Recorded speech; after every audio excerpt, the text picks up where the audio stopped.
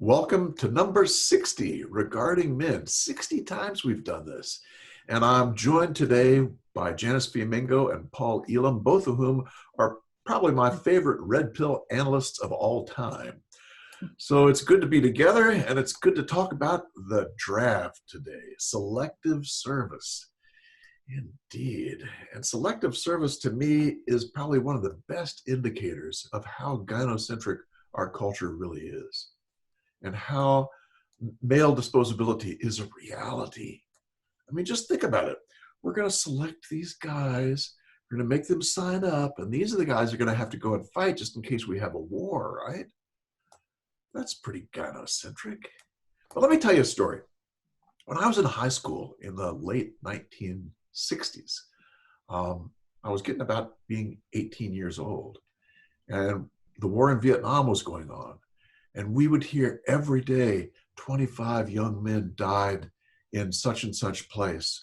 Or another day, 15 men died. Another day, 50. The average was 25 young men dying every day.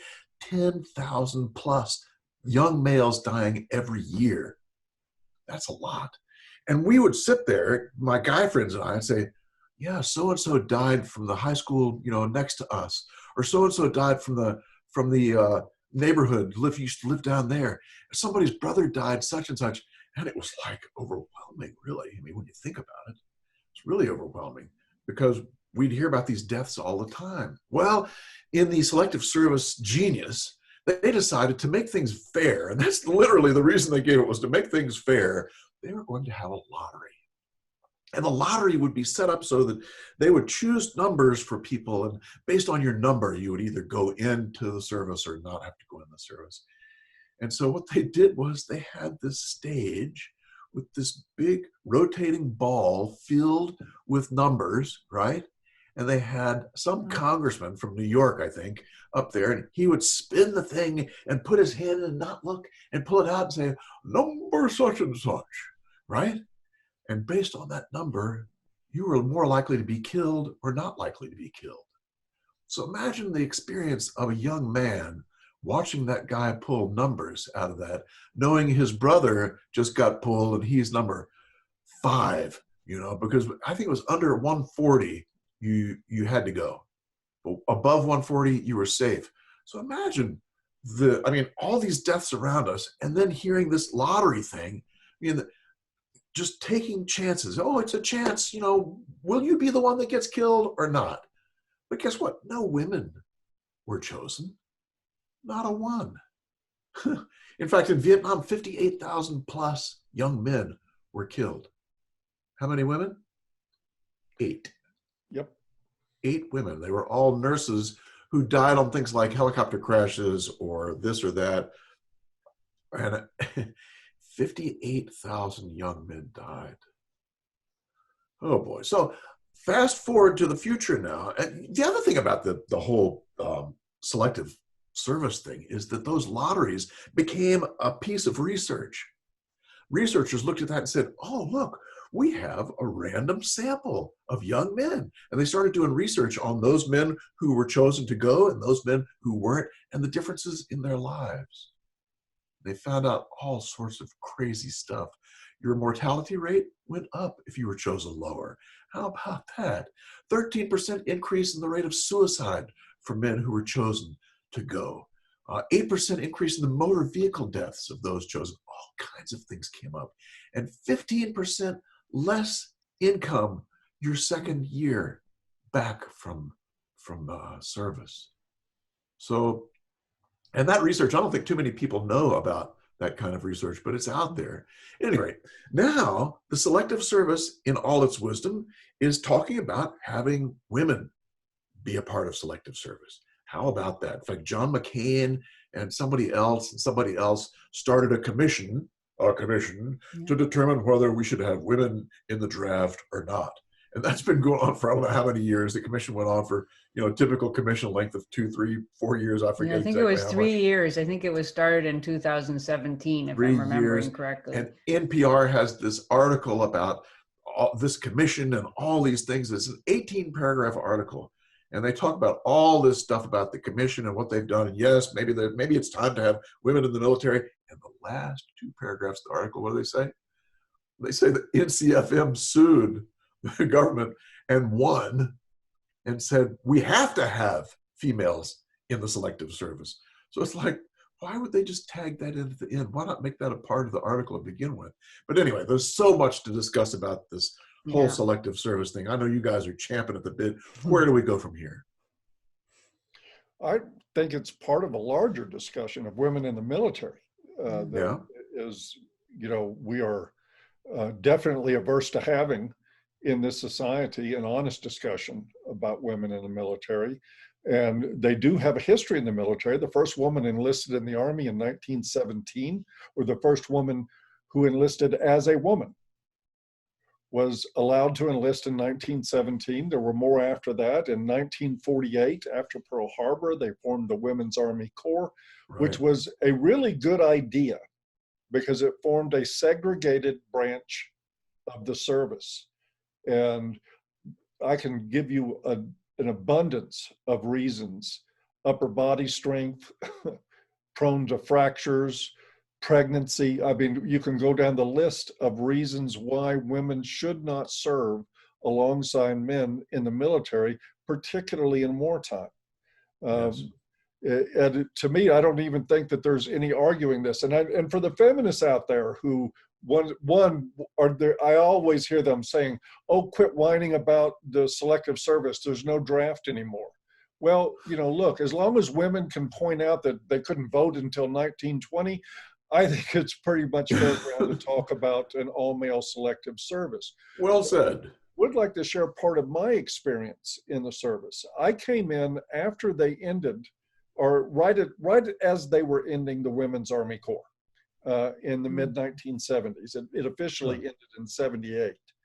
But during that time, when we would go on field maneuvers, we would have all the men pitching in. We had to put up mess tents. We had to put up hospital tents. We had to put up headquarters tents, build things, dig latrines, do all these things that go in.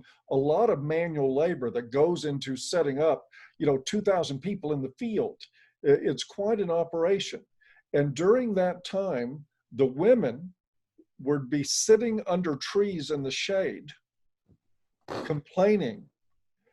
And then after we were done doing all the work, they would look at how many spaces for women inside tents to sleep were needed and kick the guys out to sleep outside so that women could have a spot sheltered in the tent. And on top of this, if you complained about it, you were subject to an Article 15, which is the military's non-judicial form of punishment. You would be brought up on charges, and if you didn't agree to whatever punishment they wanted to give you for the Article 15, you were subject to court-martial. It was a total gag order all the time and the double standards were rampant, absolutely rampant everywhere you went in the military. I think women should be subject to the draft if we're going to have one. But I also think that women should not be put into combat alongside men. I think that's dangerous for men. And I think Fred Reed, and I will try to dig up the article and put it into the links below. Fred Reed wrote some years ago about a Pentagon report that outlined everything that the military knows about women in combat.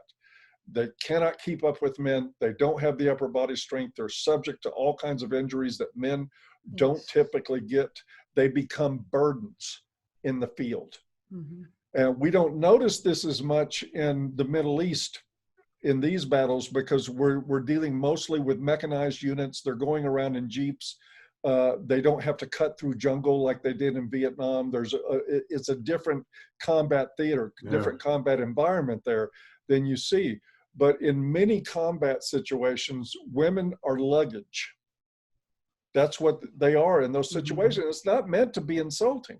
But we're talking about people's lives on the line here. And you have to count in the military, you have to count on the guy next to you to save your ass. And he's depending on you. If you're distracted trying to rescue women who can't keep up or carrying their materials for them or taking care of them when they got injured going over a fence or something like that, then this is a real problem, and it's a real deadly problem. And the guys in the military know even now, and we saw this, who was the private Jessica Lynch? Do you guys remember the name? Yes. She got caught behind lines. She apparently didn't fight very well, got captured, and they committed unthinkable amounts of energy into rescuing this woman that they would not do for men. And the word was in the military at the time that if you got caught out, you better hope that they figured out and came and got you, unless you were a woman. Right. If you were a MIA woman, they would go to the ends of the earth. Yep. To find. In fact, there was prioritized. You know, they would, if there were multiple missing persons, if it was a woman, she'd be first. You know. Exactly. And so we have a problem in that even out of command decisions like that, chivalry becomes the priority. That's it. Over the lives of combat soldiers. This is a real mess of a problem. Sure so is. My take on this, if you're going to draft people, if you're going to enslave people, we'll just put it that way. If you're going to enslave people for military purposes, everybody should be subject to it. But I don't believe that the idea of women fighting side by side with men, absolutely insane. Yeah. And it's already cost lives to do it. Yes. Yeah, this whole issue it's one of these, it's a kind of a symptom of where we have come in our discussions and the decisions we've made about gender equality in our societies, because whatever happens now is a mess. If Congress does not decide to take the advice of this committee and to change the rules or the construction of the Selective Services Act in order to admit women, then that enshrines a system whereby women have certain rights in American society without the accompanying obligation. And so that's a big symbolic problem. But on the other hand, if Congress does take the advice of the committee and the Selective Service is open to women, in the case of, God forbid, a war where people need to be drafted, I mean, what is it actually going to look like? And we just know that there are going to be all sorts of reasons why women would not be drafted into combat roles.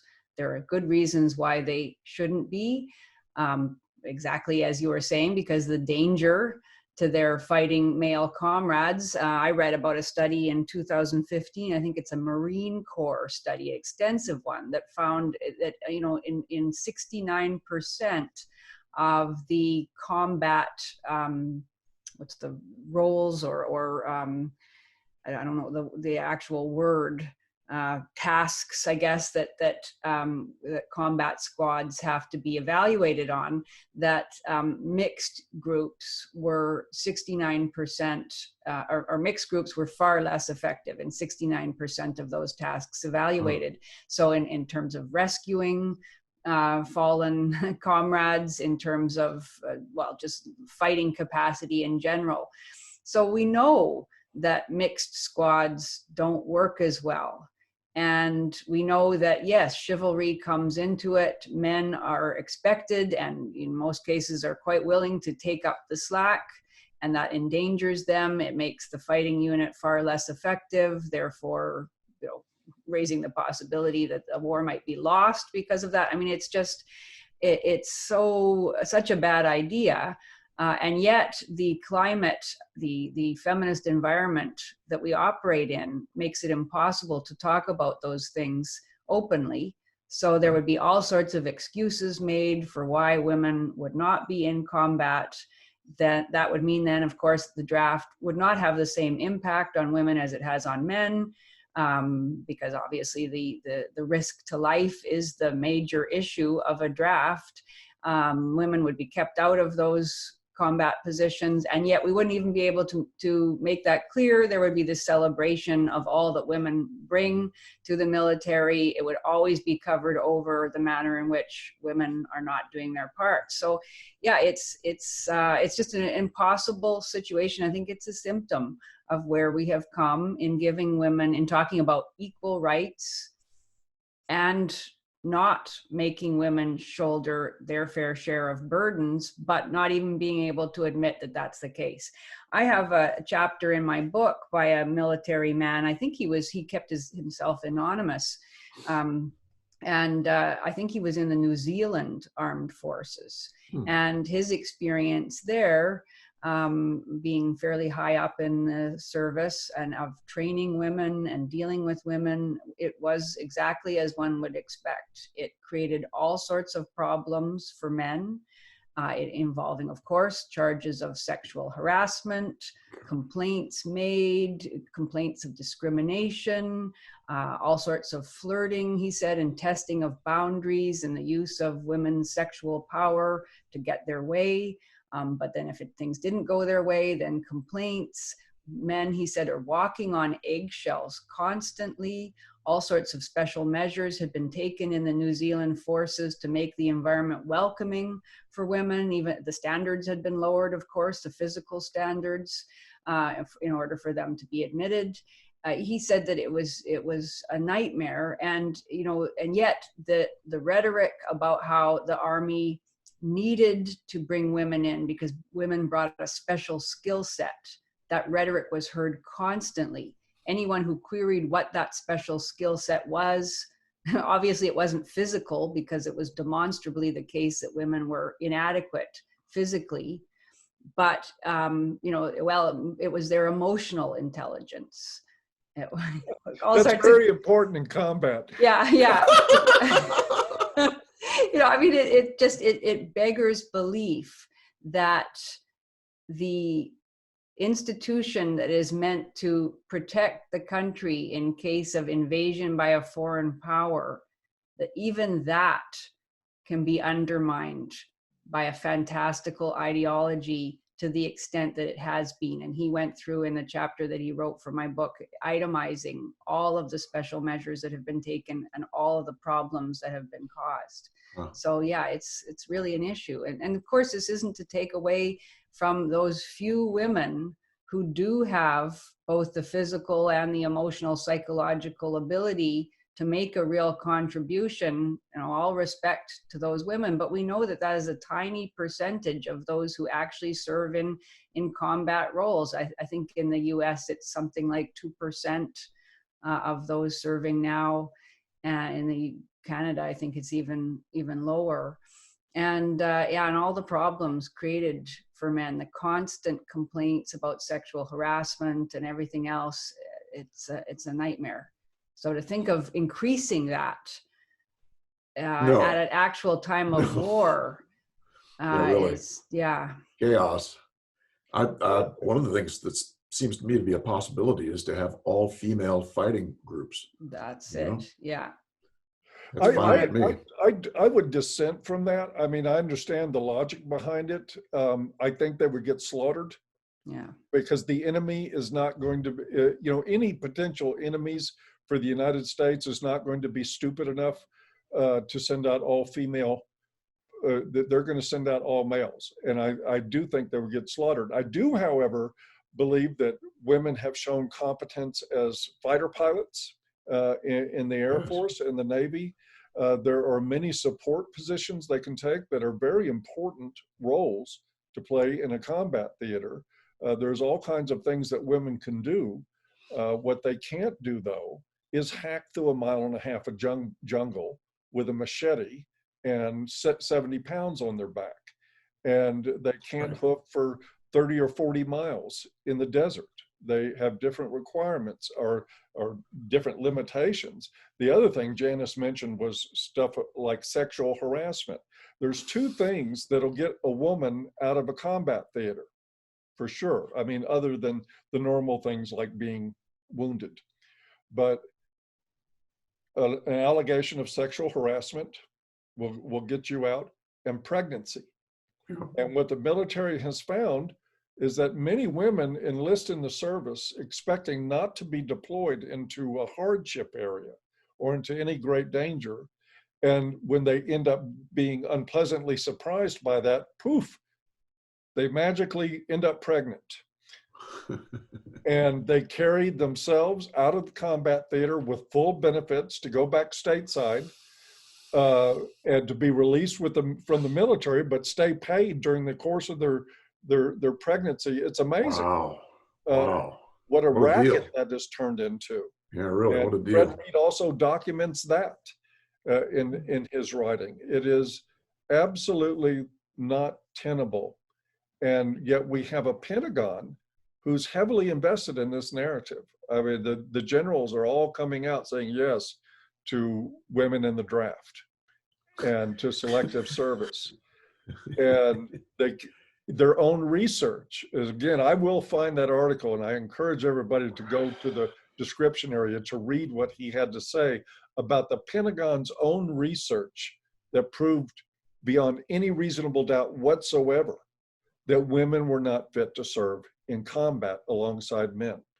And again, people can take that as an insult to women if they want to. I don't see it that way. It just happens to be this little thing called reality. Yes. And I think the generals not dissenting is an indication of how bad things are. Yeah, it sure is. How exactly unable anyone is to be able to give feedback to these people. Yeah.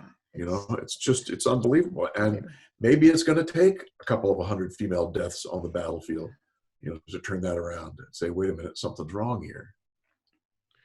I don't know. I mean, it seems like a disaster in the making. It really does. I can't see the women ever being deployed in the first place in the event that there were a draft again, God forbid. But, I just can't see it. I see women refusing to go and not being thrown in jail for that. Right. I see them being, given all sorts of exemptions for all different reasons, like pregnancy or having children or child caring roles or some disability or stress or whatever it happens to be. And I just, and that would be covered up as well. And I just, I can't, our societies are not ready to see women coming home in body bags. Indeed. That is clear. And our societies are not ready to be putting women in jail for refusing when their names are called up in a draft or for anything like that. So the gynocentrism that we comment on all the time is going to go into overdrive in any situation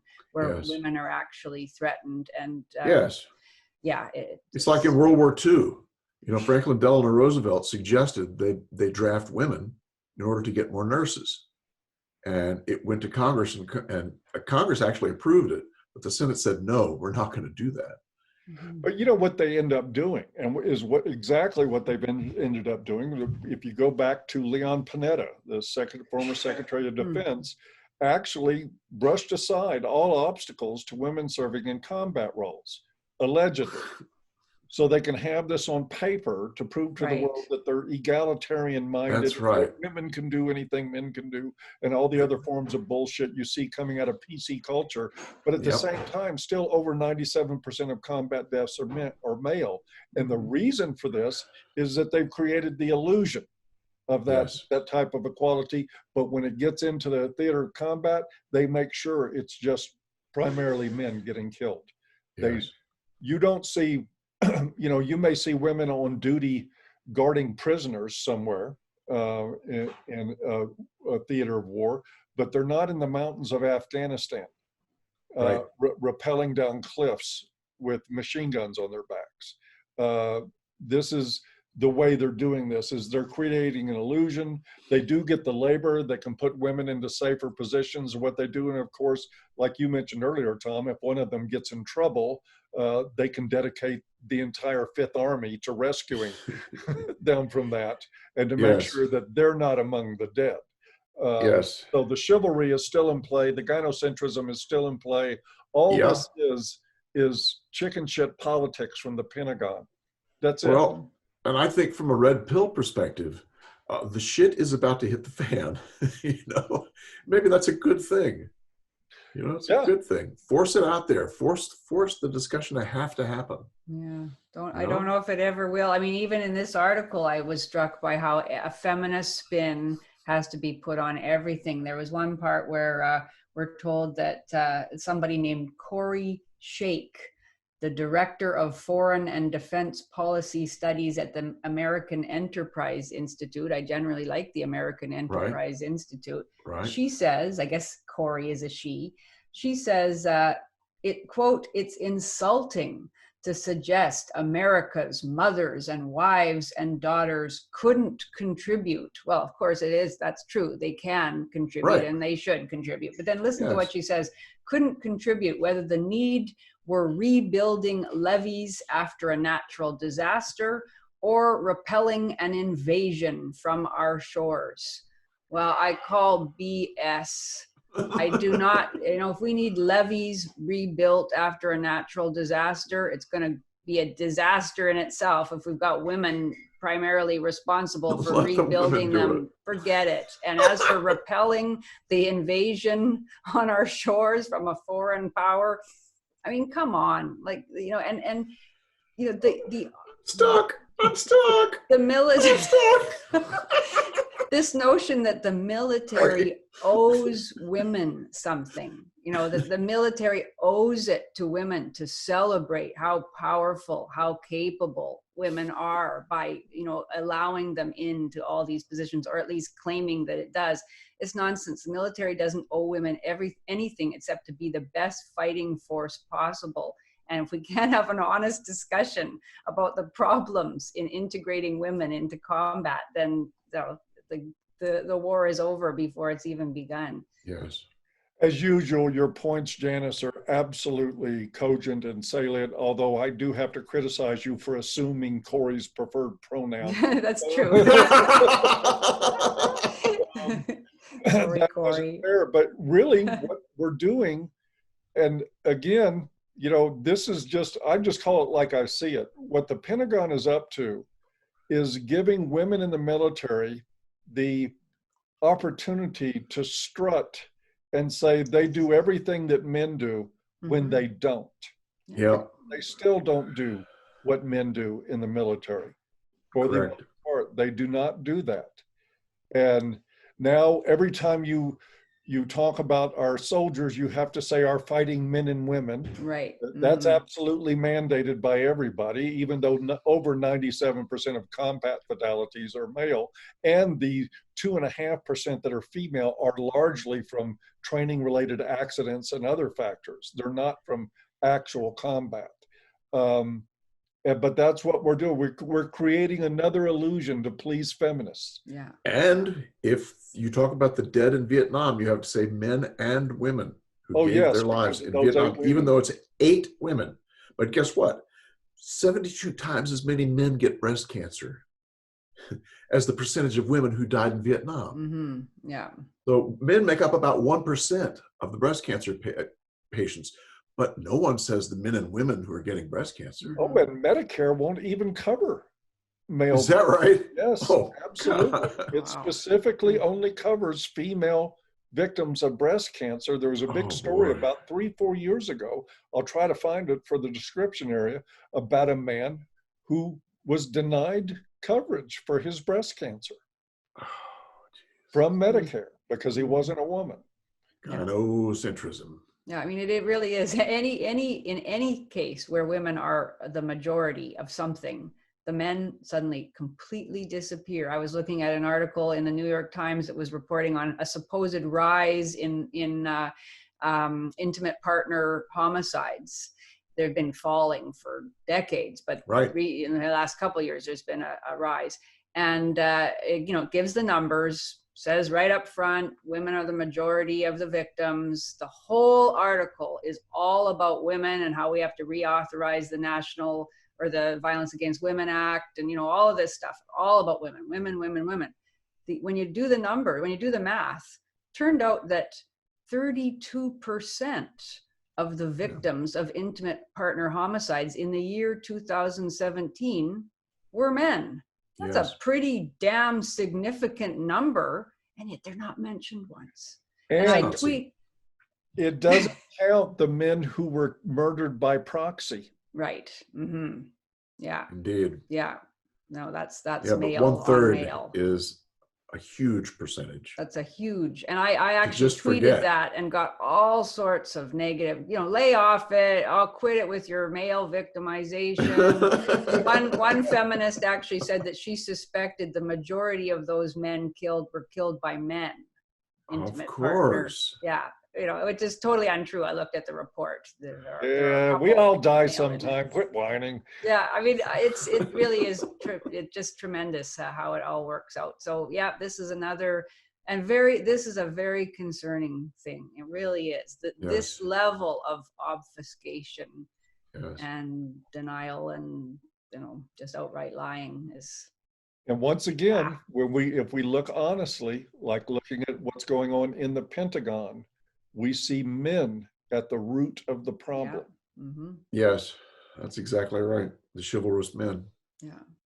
And the political sellouts, the top brass in the Pentagon is as political as any PAC, as political as any party affiliation. These guys are playing politics, and they're now playing gender politics.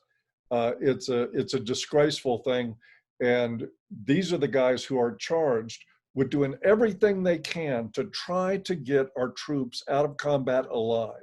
That's their job. Yeah. Yeah, really. Is that you engage in wars reluctantly, and when you do have to get into it, you want the force to, one, be as lethal as possible, and two, lose as few people as possible. It's a sacred duty of top brass to approach their job with this, and they're selling out the troops for politics. It's disgusting, and it's not feminists doing this. Yeah. Yeah. Good point. Well, I think they There we need go. to take our course on red pill relationships as how to say no to women. Mm-hmm. Yeah. Absolutely. That's the key. Join us there. We'll put a link to the page for relationships. You can join us there, and we'll help you not be Pentagon top brass. That's true. I Okay. think there. Yeah. Are we finished? We are Our indeed. typical happy ending. Happy ending yet again. Yeah. Well, have a good week anyway, guys. Indeed, And remember, men are Good. as are you. Take care, everybody. Take care. We'll see you. Bye-bye.